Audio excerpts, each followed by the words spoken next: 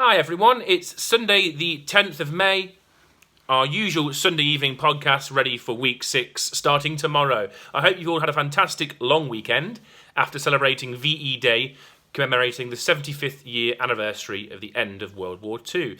Thank you so much for all your submissions from whether it be Thursday or Friday.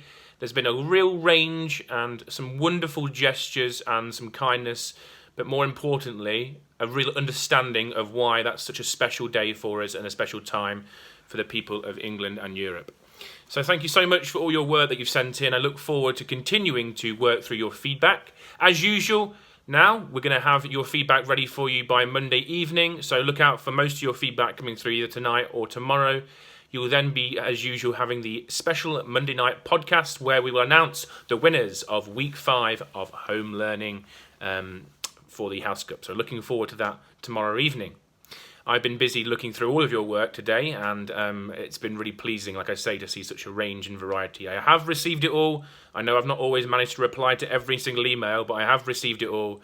And if you hadn't heard from me, that's why you know you've got all your work in that you should have done. So I look forward to replying to you there. Just a quick note on that, parents. Again, if there's any emails that I've not responded to for the last couple of days or since last week, it probably would now be the time where I may, if it may have slipped the net. So please do send me a reminder email if I haven't responded to something, because the volume is, as you can imagine, quite increased in terms of the capacity of my inbox. So please do let me know if you're still waiting on a reply from me. Again, well done to all the winners from Friday. If you've not spotted the 5 winners that we had, check out the podcast from Friday evening. And I look forward to, again, sending some more house points your way. Right. Can you believe that tomorrow would have been the start of your SATs? I know, it's incredible, really. That would have been tomorrow, would have been your first SATs test. It would have been the grammar, punctuation and spelling test tomorrow. Fortunately, or maybe unfortunately, we've not got that opportunity at the moment. What I'm going to give you the option of doing, if you want to at some point, you can complete some of the practice papers that I know some of you have still got to do that we sent home in the SATs pack. If you want to get into the swing of things or the spirit of things, completely down to you, but there's no requirement that you complete any SATs papers at all, guys. So yes, we would have been tucking in maybe to an early breakfast tomorrow together, but instead you've got me on a video, which is, I suppose, not a bad insight after that, so that's not too bad. So let's have a look at what your weekly learning looks like from tomorrow onwards. So week 6 of the summer term, it's looking like a particularly busy one. We've got a new focus that I want to show you all about. So your website has been completely updated as always. I've deleted some of the old bits from last week, and we are gone for some new ones. As usual, you can see at the top there the home learning grid for week beginning the 11th of May starting tomorrow, and the talk writing tasks are your 2 important documents, or 2 most important documents. I've also added some 2 PowerPoints that I'm going to go through in a second, but let's get up your learning grid to start with so you know exactly what it's all about. So, all populated, ready to go, guys. Spelling frame looks like it does normally. My maths is still continuing with algebra and fractions. I will go into more detail, as always, in the next day as a morning podcast to introduce those, because I've realised I tend to repeat information if I say it on the Sunday night and on the Monday morning. But it's still all about algebra and fractions. I just wanted to give you that on Friday. It's a free choice Friday. There's going to be nothing on my maths or any problem solving for you to do. I'm going to go through exactly what that looks like on Friday anyway. Now, our writing challenge continues with the City of Silence. You looked at some poetry last week and some abstract nouns in particular, where you were looking to build a sentence or you were looking to build a short poem and a combination of a place with an abstract noun. The City of Silence, or the dungeons of something like that you were going for. So something different that you had. Throughout, there was some wonderful combinations that I spotted you came up with, which is great. This week you're continuing to build upon the skills that you had. We're looking at list poems and a model poem that perhaps shows a little bit more detail and depth and examples of what we perhaps could create come the end of week 3. And come activity 9 and 10, you're starting to really start to extend your stories and your poem styles, your poem styles, and starting to really grasp the idea of how and when adjectives might be suitable to slip into there. Not massive writing again this week, but still, that does mean that you guys take the best effort for that. Let's have a quick look at what that document looks like. You know what it looks like by now. It has at the top the day that you're meant to complete the activity number, and whether or not it's a submitted piece. Now, tomorrow morning is your first submitted piece anyway, so you need to have a flying start from that tomorrow. I'm looking forward to seeing how you get on with that, so I'll explain exactly what that looks like tomorrow. Activity 6, Activity 7, Activity 8, Activity 9, and Activity 10. So at the moment, it looks like to me, Mr. F, that yeah, I went for, please submit tasks 6 and 10. I'm looking for Monday and Friday's tasks to be submitted by Friday. Okay, so make sure you have 6 and 10 to the standard that we expect. And let's have a little reminder here, the expectation is that you spend a minimum of 30 minutes on these writing tasks. It's not a rush job, and it certainly isn't one who can finish as fast as they can. Like I said to you, those people who are wanting to blast it, let's get writing out the way by Monday, Tuesday. I don't mind how you want to do your timetable, but please understand that you have got around about 30 minutes on each activity to do. They are not a simple year 2, year 3 one where you go, rip, done now, what's next, done now. Let's have a year 6 element to it, so where we're going into depth, and actually have that initiative to go, well, is this going to be suitable for what Mr. Flowers would want, or to what I would want as a year 6? You've got to make that judgment, and I trust you to do that. And of course, you produced some brilliant work so far this term, so let's keep that up. So I have every faith that you will continue to do that as always. Right, back to the grid. We're going for that's the right thing. We're going for a unique approach in the project this week.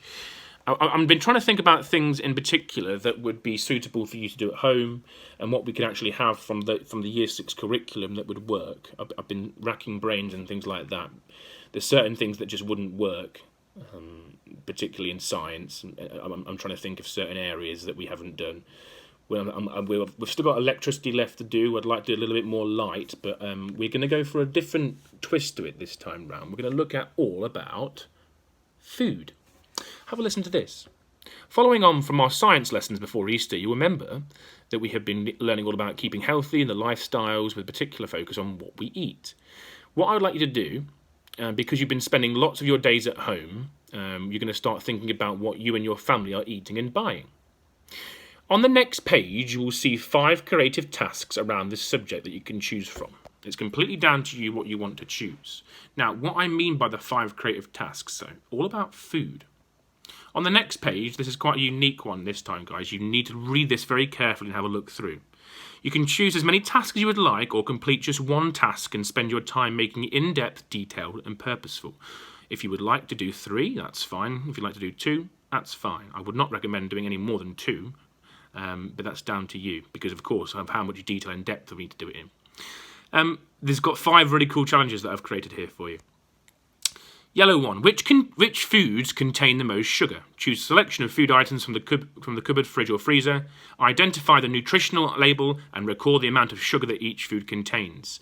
Once you've gathered the information, try to record the sugar contents in a pie chart or a bar chart and evaluate the idea. How will your findings change what you eat? Now, all these tasks, again, are completely down to you how far you want to steer them. But you could, of course, have the creative side to it, where you maybe make models, you maybe make a video or a performance of some sort. That's completely down to you. It's your creative juices that can flow. The next one is plough to plate. So that's quite a good one of doing that. Choose a food from any of the 6 main food groups, then locate the countries or origins on a world map of where the food came from and how far the food travels to get to your plate.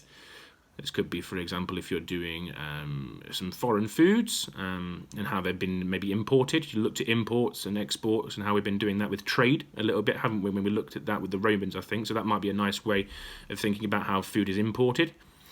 Creative creations, I think this could be a favourite. Cadbury's are launching a new chocolate bar. Create some criteria for Cadbury's chocolate packaging by researching one of the Cadbury products.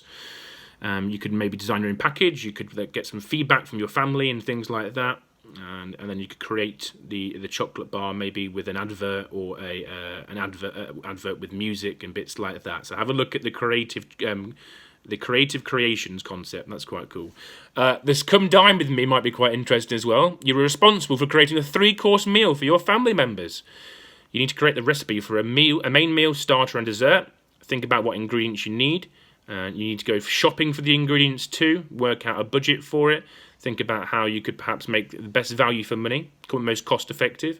I'd like you to perhaps write out your own menu to design that as well. If you wanted to get dressed up like a waiter or a chef, why not? Family members can even wish to score you for each course, a bit like come dine with me.